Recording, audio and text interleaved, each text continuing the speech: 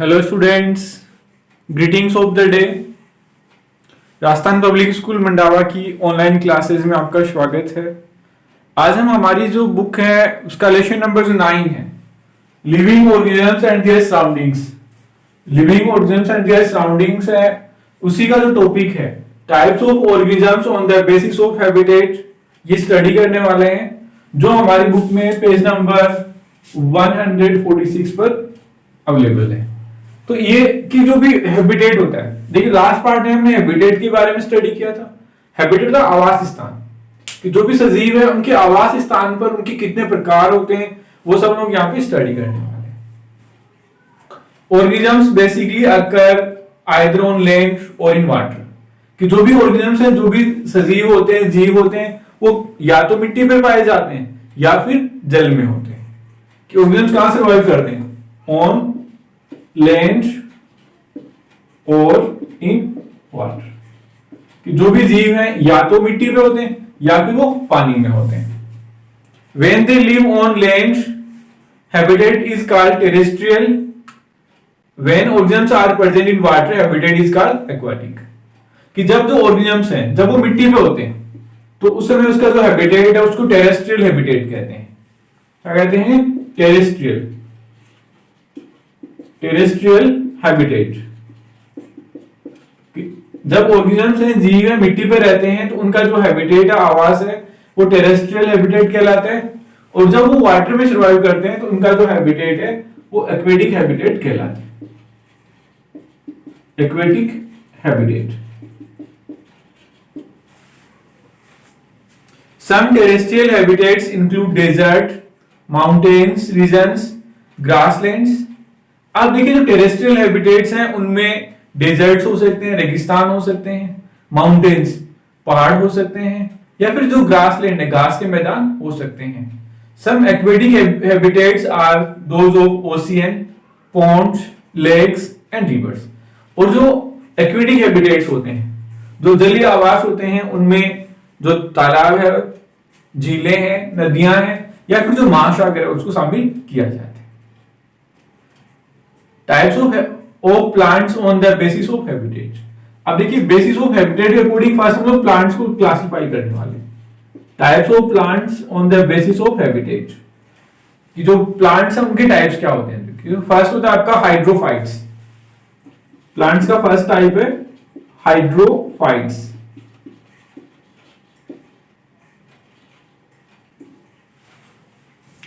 They live in water like lotus, water lily, water hyacinth, water chestnut, सिंघाड़ा, and also called aquatic plants. कि ये जो hydrophytes होते हैं ये वाटर में सर्वाइव करते हैं।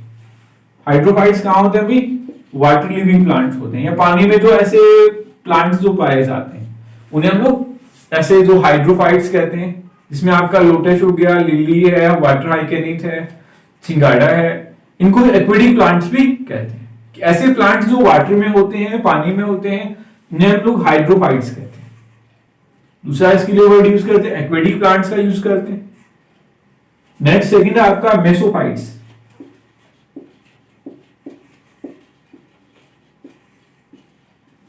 तो मेसोफाइट्स होते हैं, they live on land with sufficient water like most herbs and trees and are called terrestrial plants.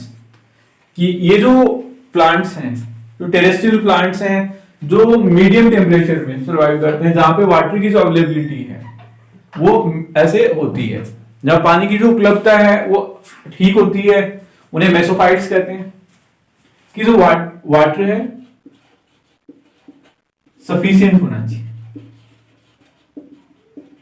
कि अगर पर्याप्त मात्रा में जल उपलब्ध होता है तो वहां पर जो प्लांट्स ग्रो होते हैं, जो पेड़ पौधे पाए जाते हैं, उसे हम लोग मेसोफाइट्स कहते हैं। मेसोफाइट्स में हम लोग जो भी आपके जो कॉमनली जो भी हर्ब्स होते हैं या जो ट्रीज होते हैं वो शामिल किए जाते हैं। कि अधिकांश जो भी पेड़ पौधे हैं वो मेसोफाइट्स ही होते हैं। नेक्स्ट आपका नंबर 3 है जीरोफाइट्स। तो जीरोफाइट्स जो डेजर्ट में जो प्लांट्स ग्रो होते हैं उन्हें हम लोग जीरोफाइट्स कहते हैं। डेजर्ट प्लांट्स रेगिस्तान में जो जहां पे ऐसे एडवर्स कंडीशंस होती है।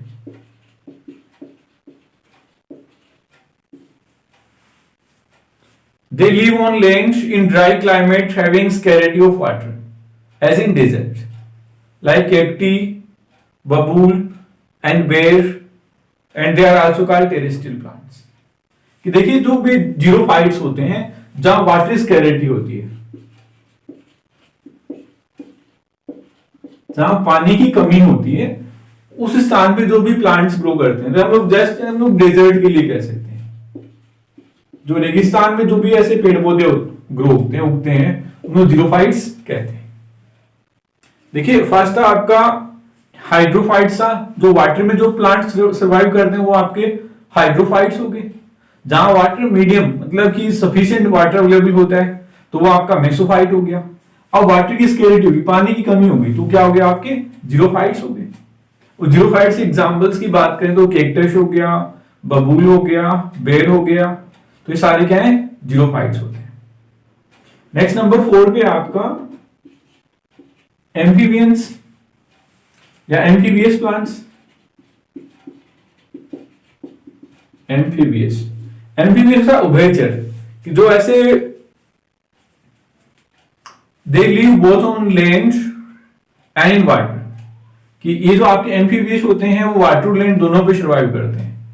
और इसमें देखिए जो लोटस होता है वो हम लोग एम्फीबियस में लेते हैं। लोटस जो प्लांट होता है उसको हम लोग एम्फीबियस में लेते हैं। यहां पर इसने एनिमल्स की एग्जांपल दिए, सिर्फ फ्रॉग है, टोड्स हैं, ये एम्फीबियंस होते हैं, फ्रॉग्स एंड टोड्स।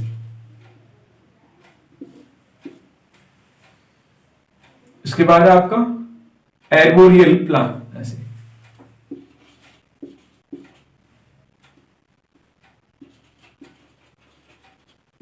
एर्बोरियल जो एयर में मतलब हवा में जो ऐसे जीव रहते हैं उन्हें एर्बोरियल कहते हैं। They live in trees like squirrel, monkeys, etc. कि जो एर्बोरियल जो ऐसे ऑर्गेनिजम्स होते हैं वो ऐसे ट्रीज पे ग्रो करते हैं, पेड़ों पर रहते हैं, ट्रीज पे ग्रो करते हैं। जैसे कि आप हम लोग मंकी का एग्जांपल ले सकते हैं, जो बंदर है या फिर जो स्क्विरल है, जो गिलहरी है, ये क्या होते हैं एर्बोरियल होते हैं हवा में, या हम लोग कहेंगे ऐसे प्लांट्स पर रहते हैं। नेक्स्ट आपका है कंपोनेंट्स ऑफ ए हैबिटेट, कि एक जो हैबिटेट है आवास है उसके कुछ घटक होते हैं। In habitat there two types of components occur. ये काफी बार रिपीट हो रहा है कि ऐसा लग रहा होगा कि सर सेम ही स्टडी करवा रहे हैं, लेकिन बुक में अलग टॉपिक है इसका।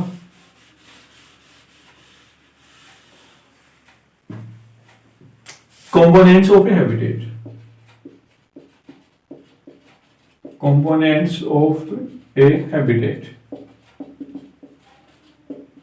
एक जो आवास स्थान होता है उसके जो मेन कंपोनेंट्स है, मुख्य जो घटक है वो क्या क्या होते हैं। देखिए फर्स्ट है आपका living components also called biotic components, second is non living components और एबायोटिक कंपोनेंट्स। और इसमें हम लोग फर्स्ट जो लिविंग कंपोनेंट्स है,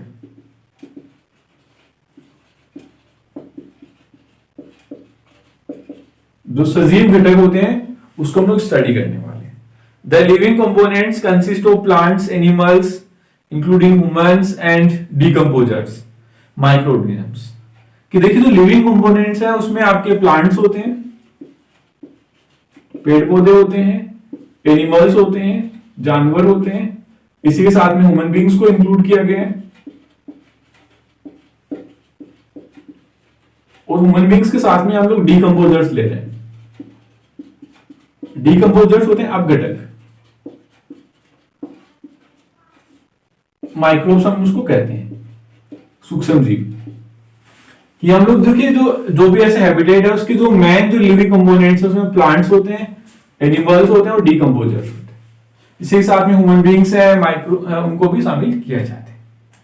plants particularly green plants which produce their own food are called producers. अब देखिए जो प्लांट्स हैं स्पेशली कौन से हैं, ग्रीन प्लांट्स, जो हरे पौधे होते हैं जो अपना फूड खुद प्रिपेयर कर सकते हैं।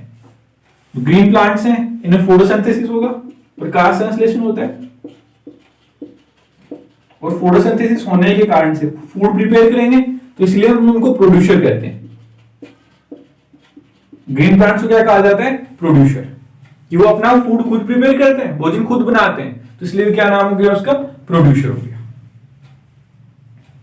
Animals feed on plants directly और indirectly and therefore may be herbivorous, plant eaters, carnivorous, animal eaters और omnivorous, both plant and animal eaters, कि जो भी प्लांट्स हैं वो तो क्या हो गया? आपके प्रोड्यूसर हो गए। सेकंड बात करते हैं हम लोग एनिमल्स की बात करते हैं, जानवरों की बात करते हैं। जो एनिमल्स हैं, जानवर हैं, वो डायरेक्टली और इनडायरेक्टली प्लांट्स पे डिपेंड करते हैं, प्रत्यक्ष या अप्रत्यक्ष रूप से किस पे निर्भर करते हैं? एनिमल किस पे डिपेंड करते हैं? प्लांट्स पे डिपेंड करते हैं, पेड़ पौधों पर निर्भर करते हैं। या तो वो प्लांट्स को डायरेक्टली ईट करेंगे, पेड़ पौधों को सीधे ही खा जाते हैं, जैसे कि आपका काऊ है, गोट है, बफेलो है, ये प्लांट्स को ईट करते हैं, पेड़ पौधों को खाते हैं, तो उसको हम लोग हार्बिवोरस कहते हैं।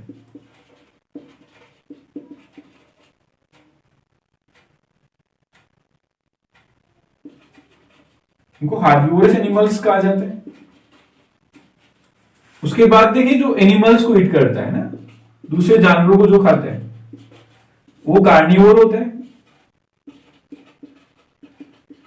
कार्निवोरस मांसाहारी, और जो दोनों को खा सकता है, जो पेड़ पौधों को भी खाता है, जानवरों को भी खाता है, जैसे हम लोग बात करते हैं बियर, तो वो होते हैं आपके ओमनिवोरस। तो जो एनिमल्स हैं, प्लांट्स को ईट करते हैं, वो हार्बिवोरस होते हैं। जो ऐसे दूसरे एनिमल्स को ईट करते हैं वो कार्निवोरस होते हैं। और जो दोनों को खा सकते हैं, बोथ प्लांट्स एंड एनिमल्स दोनों को यूज करते हैं, तो उन्हें हम लोग ओमनिवोरस कहते हैं। और ये प्लांट्स पे डिपेंड करते हैं डायरेक्टली और इनडायरेक्टली। देखिए, सीधे वो पेड़ पौधों को खा सकते हैं या पेड़ पौधों को खाने वाले जानवरों को खाते हैं। जैसे हम लोग बात करें, लोयन है, टाइगर है, शेर है, चीता है, वो किसको खाएगा? हिरण को खाता है। वो हिरण किसको खाता है? घास खाता है, पेड़ पौधों को खाता है। तो जो भी एनिमल्स हैं, डायरेक्टली और इनडायरेक्टली प्लांट्स पर डिपेंड करते हैं। In addition there is another category of living organisms which derive their food from dead and decaying plants and animals, कि इसके साथ ही में कुछ जो भी ऐसे सजीव है, उनकी ऐसी कैटेगरी भी है, उनकी एक ऐसी श्रेणी भी है जो दूसरे जो जानवर हैं, जो मरे हुए जानवर हैं, उनसे अपना भोजन प्राप्त करते हैं। कि हम लोग बात करें सजीवों की, वहां पे एक कैटेगरी ऐसी भी है जो डेड प्लांट से या डेड एनिमल से अपना फूड लेती है, उसे हम लोग डिकम्पोजर्स कहते हैं, अपघटक कहते हैं। As they decompose the dead organic matter, कि ये जो डेड ऑर्गेनिक मैटर होता है उसको ऐसे डिकम्पोज करते हैं, अपघटित करते हैं, इसलिए इसका नाम क्या हो गया? डिकम्पोजर हो गया। Microorganisms like bacteria and fungi acts as decomposers, जैसे भी आपका फंगी होता है या फिर जो बैक्टीरिया होते हैं, ये आपके डिकम्पोजर्स होते हैं। बैक्टीरिया और फंगी को हम लोग क्या कहेंगे? डिकम्पोजर्स कहते हैं, अपघटक कहते हैं। तो ये तो एक जो हैबिटेट है उसके लिविंग कंपोनेंट्स हो गए। लिविंग कंपोनेंट्स में 3 है, प्लांट्स फर्स्ट, सेकंड एनिमल्स और थर्ड डिकम्पोजर्स। तो प्लांट्स हैं तो इनको हम लोग प्रोड्यूसर कहते हैं। स्पेशली ध्यान रखना, इसमें जो ग्रीन प्लांट्स हैं, जो अपना फूड प्रिपेयर कर सकते हैं, जो अपना भोजन बना सकते हैं, उसे हम लोग प्रोड्यूसर कहते हैं। उसके बाद जो एनिमल्स हैं उनको हम लोग क्या कहते हैं? कंज्यूमर्स, एक वर्ड यूज करेंगे इसके लिए।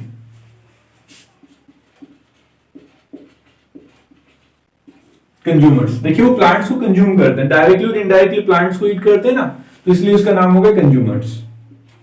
और ये जो माइक्रोब्स होते हैं इनको हम लोग डिकम्पोजर्स कहते हैं। अब इसका जो सेकंड पार्ट है कंपोनेंट्स ऑफ ए हैबिटेट का, सेकंड पार्ट है नॉन लिविंग कंपोनेंट्स, ये जो निर्जीव घटक होते हैं उनके बारे में देखिए। कंपोनेंट्स ऑफ हैबिटेट का सेकंड पार्ट है आपका नॉन लिविंग कंपोनेंट्स, या हम लोग एबायोटिक कंपोनेंट्स के लिए नॉन लिविंग कंपोनेंट्स, जो निर्जीव घटक होते हैं, या इसको हम लोग एबायोटिक कंपोनेंट्स भी कहते हैं।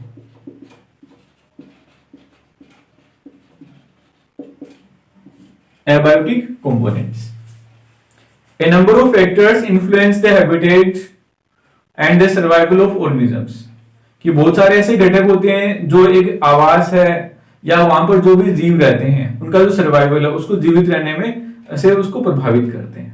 तो दीज आर एज फॉलोज। और ये जो एबायोटिक कंपोनेंट्स हैं उसमें फर्स्ट आपका टेम्परेचर, तापमान, सेकंड वाटर जल, नंबर 3 एयर हवा, number 4 light Prakash, number 5 soil and rock मिट्टी और चट्टान। कि जो 5 नॉन लिविंग कंपोनेंट्स हैं जो एक ऑर्गेनिज्म है उसको सर्वाइवल को इफेक्ट करते हैं। फर्स्ट उसमें आपका टेम्परेचर, तापमान। तो तापमान के किस प्रकार से प्रभावित करता है देखिए। Some parts of earth are too hot and other are too cold for animals and plants for to survive। कि पृथ्वी के कुछ जो भाग हैं वो बहुत ज्यादा गर्म है, टू हॉट है, कि कुछ पार्ट्स टू हॉट बहुत गर्म है, and some parts are too cold या टू कूल, कि कुछ भाग तो क्या है बहुत गर्म है, कुछ भाग बहुत ठंडे हैं जानवरों के लिए। जैसे हम लोग बात करते हैं पोल्स की बात करते हैं कि ना ध्रुवों की बात करते हैं, जैसे कि नॉर्थ पोल है, साउथ पोल है, वहां पर क्या है बहुत ज्यादा गर्मी बहुत ज्यादा ठंड होती है। ऐसे जो इक्वेटर है भूमध्य रेखा है, जो इक्वेटर है भूमध्य रेखा है वहां पर ठंड ज्यादा गर्मी ज्यादा होती है। The temperature is measured by a device called thermometer and it is measured of the degree of the hotness और कोल्डनेस। और ये जो टेम्परेचर है वो मेजर करने का एक डिवाइस होता है, हमारे पास एक उपकरण होता है, यदि तापमान मापना है तो उसके लिए हमारे पास क्या होता है थर्मोमीटर।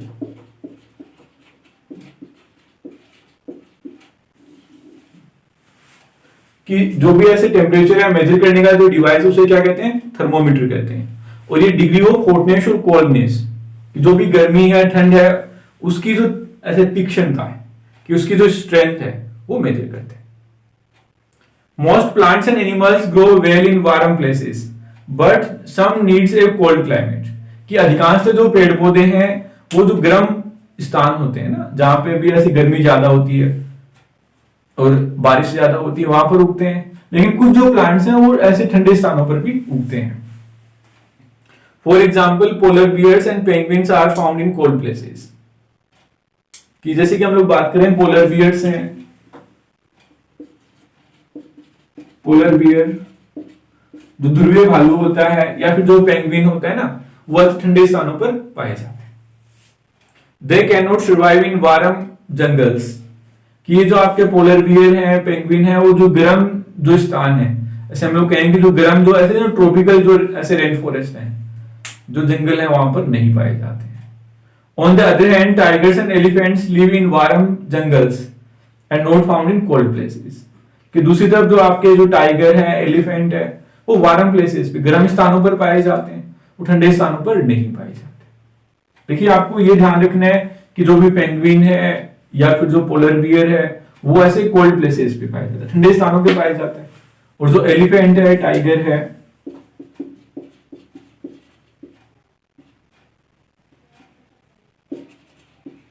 एलिफेंट टाइगर ये सब वार्म प्लेसेस पे गर्म स्थानों पर पाए जाते हैं। Pine trees are found in cold places such as slope of mountains or in cold countries। कि जो पाइन ट्रीज होते हैं, पाइन में ताड़, जो ताड़ के जो पेड़ होते हैं वो पहाड़ों की जो ढाल होती है, स्लोप ढाल होता है, पहाड़ों की जो ढलान होती है उस पे पाए जाते हैं, या जो ठंडे स्थान है जहां पे भी ऐसे टेम्परेचर कम होता है तापमान कम होता है उन देशों में वो पाए जाते हैं। Plants and animals growing in cold places may not be able to withstand the high temperature of deserts। कि आप देखिए जो भी प्लांट्स और एनिमल्स हैं, जो भी प्लांट्स हैं एनिमल्स हैं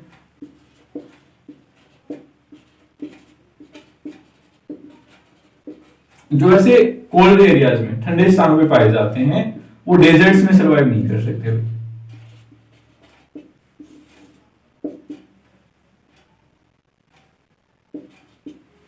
जो भी ऐसे ना पेड़ पौधे हैं जानवर ठंडे स्थानों पे पाए जाते हैं वो रेगिस्तान में नहीं पाए जाते।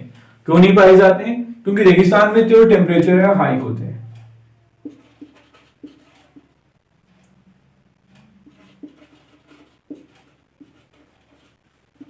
रेगिस्तान में जो तापमान है वो ज्यादा होता है, हाई टेम्परेचर होता है, इसलिए वो रेगिस्तान में नहीं पाए जाते।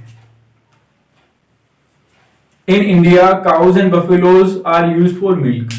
कि जैसे सबको पता है कि भारत में ऐसे जो दूध है वो प्राप्त करने के लिए जो गाय है भैंस है उनका प्रयोग किया जाता है।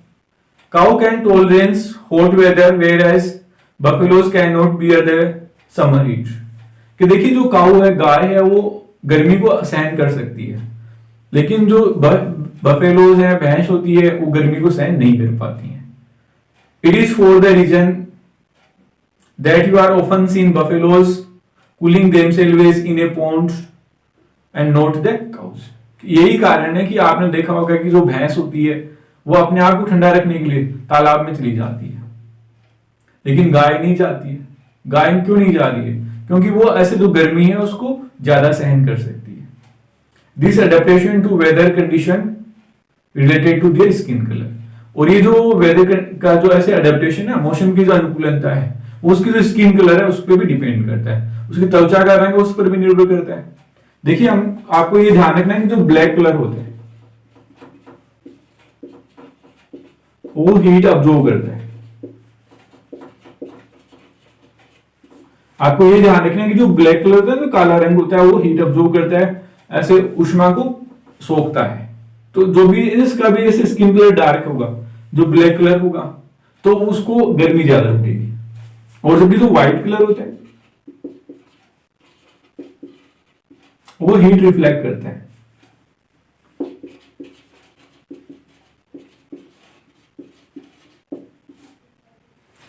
जिसका बेस है सफेद रंग होता है, वो उसमें वो क्या करेगा, ऐसे परावर्तित कर देता है और उसे वो कूल रखेगा, ठंडा रखेगा। तो जो बफेलो है वो ब्लैक इन कलर होती है, काले रंग की होती है, इसलिए उसको गर्मी ज्यादा लगेगी। और जो काऊ है मोस्टली व्हाइट कलर की होती है, सफेद रंग की होती है, या डिफरेंट कलर्स की भी हो सकती हैं, लेकिन वो ऐसे हीट रिफ्लेक्ट करती हैं, इसलिए वो ऐसे उन्हें उतनी गर्मी महसूस नहीं होती। आप चाहो तो एग्जाम्पल खुद भी करके देख सकते हो। एक दिन आपको ऐसे ना ऐसे ब्लैक शर्ट पहन के धूप में खड़ा होना है, और दूसरे दिन आप उसी समय आप ऐसे व्हाइट ऐसे शर्ट पहन के ऐसे धूप में खड़े होकर देखना 10 मिनट के लिए। आप देखेंगे जब आप ऐसे ब्लैक शर्ट पहन के खड़े होंगे ना, उस वक्त आपको स्वेटिंग, पसीना ज्यादा आएगा, और जब व्हाइट ऐसे शर्ट पहन के खड़े होंगे उस वक्त पसीना कम आएगा। तो ये हम लोग जो स्टडी कर रहे थे, इफेक्ट ऑफ टेम्परेचर था। नेक्स्ट हम हमारी जो नेक्स्ट क्लास होगी उसमें स्टडी करेंगे। अब वीडियो आपको पूरा देखना है, उसके बाद अगर कोई डाउट्स हैं तो आप मुझे कमेंट कर सकते हैं, सबको रिप्लाई किया जाएगा। Thanks, have a nice day.